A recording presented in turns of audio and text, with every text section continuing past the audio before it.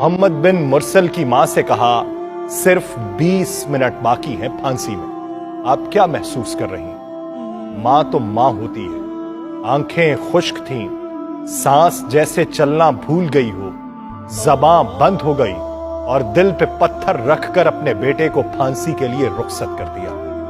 क्या मंजर था। और मोहम्मद बिन मुरसल को फांसी दे दी गई। 20 सितंबर 2023 को नजरान में नौजवान मोहम्मद बिन मुरसल सऊदी अरब के शहर नजरान के रहने वाले थे।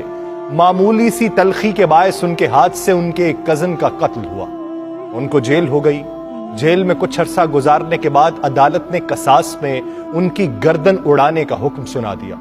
अलबत्ता शरई तौर पर मकतूल के वरसा के पास दियत लेने या फी सबीलिल्लाह माफ करने का इख्तियार भी था। मोहम्मद बिन मुरसल के कबीले आले रिज़्क़ के बच्चों, बुजुर्गों और नौजवानों ने यह फैसला किया कि मकतूल के कबीले आले सुंबह के सामने माफी की दरखास्त रखी जाएगी। वो चाहे तो दियत ले लें, वो चाहे तो माफ कर दें।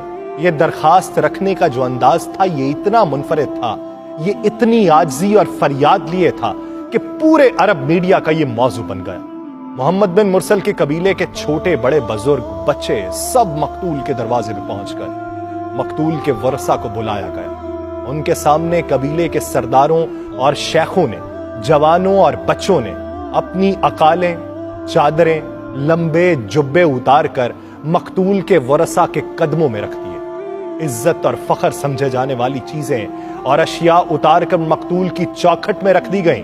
अपनी चादरों से घुटनों को बांधकर जमीन पर लेट गए। अपने सरों पर मट्टी डाली। शायरों ने मुआफी पर कसीदे लिखे।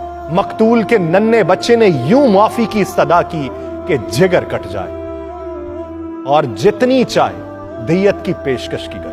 पूरा सऊदी अरब बोल पड़ा कि माफ किया जाना चाहिए। शरीयत ने दियत और माफी का ऑप्शन भी तो रखा है, लेकिन मकतूल के वरसा ने ना तो माफ किया और ना ही दियत लेने पर राजी हुए। चुनाचे आज से कुछ दिन पहले 20 सितंबर को नौजवान मोहम्मद बिन मुरसल की गर्दन कसास में उड़ा दी गई।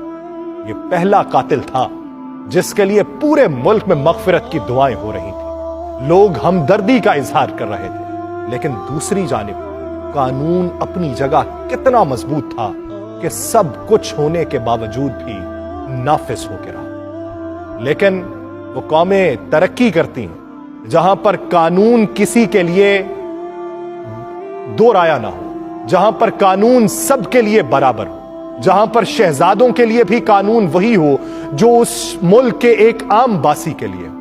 तो वो कौमें तरक्की करती हैं। तो तरक्की करने के लिए कानून को नाफिज करना पड़ता है, तफरीक को खत्म करना पड़ता है। जब तफरीक खत्म नहीं होगी तब कोई कौम आगे नहीं बढ़ सकती, तब रेवड़ कौम में तब्दील नहीं हो सकता।